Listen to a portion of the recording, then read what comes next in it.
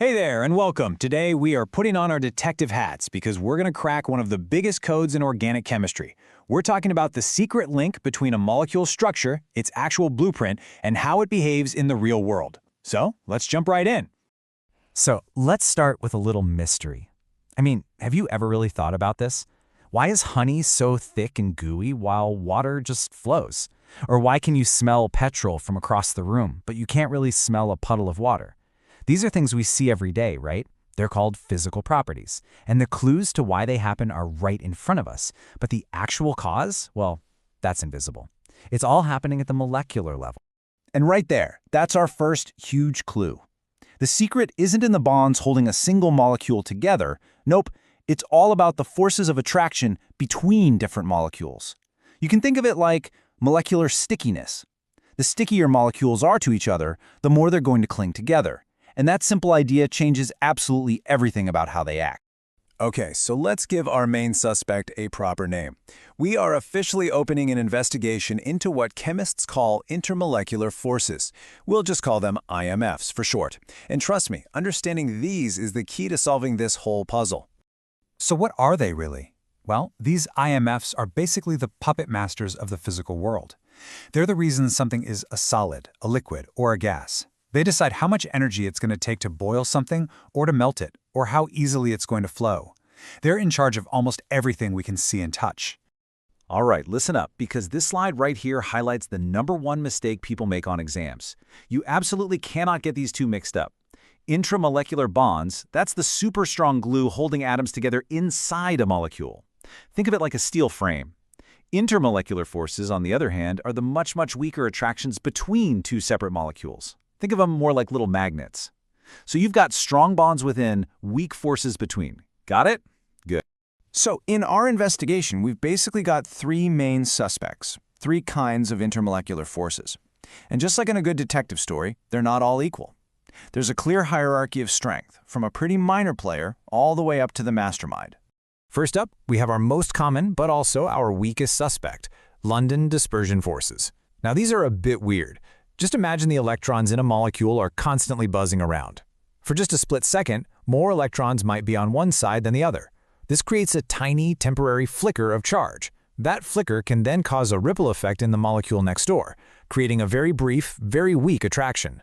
The key thing to remember is that they're weak, but they are everywhere. They exist between all molecules, no exception. Okay, next up the ladder, we've got dipole-dipole forces. These are definitely stronger. They show up in polar molecules, which are molecules that have a permanent positive end and a permanent negative end. So you can literally think of them as tiny little magnets. The positive end of one molecule is naturally attracted to the negative end of its neighbor, and that attraction holds them together much more firmly than just London forces could. And now for the heavyweight champion, the super glue of IMFs, the hydrogen bond. Now, first things first, it's not a real bond. It's just an incredibly strong attraction. It's a special, souped-up version of a dipole-dipole force that only happens under one condition, when hydrogen is directly bonded to either nitrogen, oxygen, or fluorine. Those three atoms are super electron-greedy, so they pull electrons away from hydrogen, creating a really powerful attraction. This is the big one. Okay, so we've met our three suspects, but how do we know which one is running the show just by looking at a molecule? This is where the real detective work begins. We need to connect the molecule's blueprint, its structure, to the forces at play. And luckily, it's a pretty straightforward three-step investigation. First, you look at the chain length. How big is this molecule? Second, you hunt for any special attachments, what we call functional groups. And third, you look at its overall shape. Is it a long straight chain, or is it all bunched up and branched? These three clues will tell you everything you need to know. So check this out.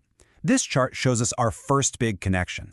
We're looking at simple alkanes, which only have those weak London forces. But notice what happens as the chain gets longer. From 3 carbons in propane to 5 in pentane. The boiling point goes way up. Why? Because a longer molecule has more surface area. It's like having more Velcro.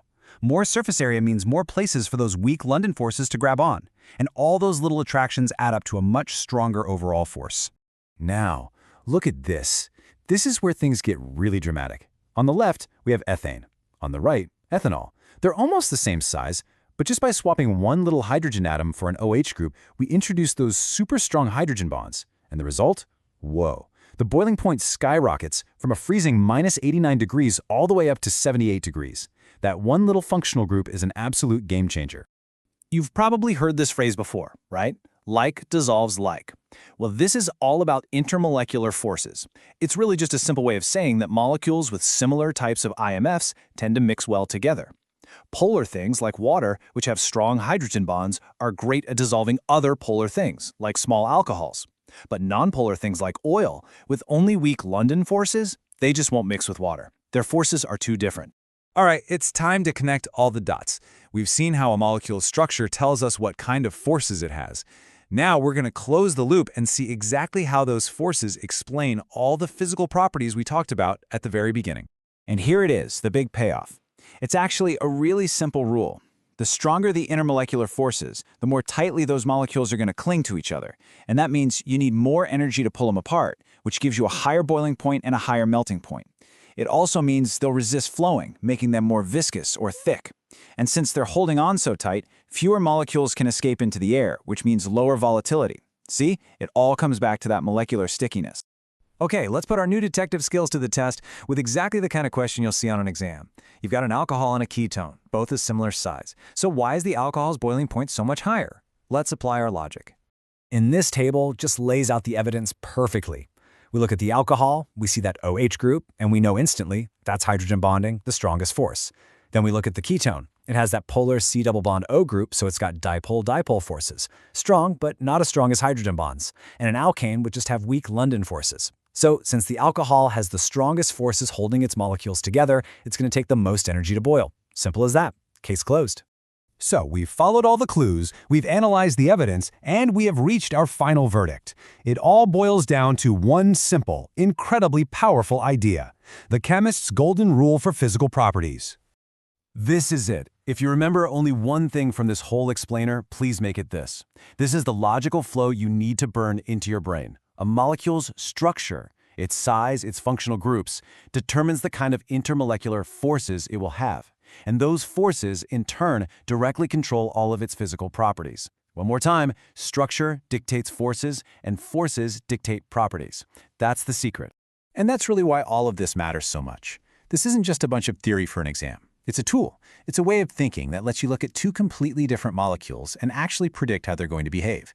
You can now explain why honey is thick, why petrol smells so strong, and so much more about the world around you. And that, right there, is a pretty powerful skill to have.